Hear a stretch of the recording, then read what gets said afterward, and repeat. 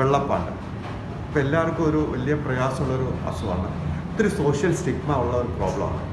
ഇവിടെ നമ്മൾ എന്താ ചെയ്യുന്നതെന്ന് പറഞ്ഞാൽ ഇത് കുറേ ട്രീറ്റ് ചെയ്ത് കുറേ പാടുകൾ മാറി. പക്ഷേ ഈ വിരലിൻ്റെ അറ്റത്ത്, മൂക്കിൽ, ചുണ്ടിലൊക്കെ വന്നത് പോകാൻ ഭയങ്കര പ്രയാസമാണ്. അപ്പോൾ അങ്ങനെയുള്ള കേസുകളിൽ നമ്മൾ ഇത് സ്കിൻ ഗ്രാഫ്റ്റ് ചെയ്യാൻ പോവാണ്.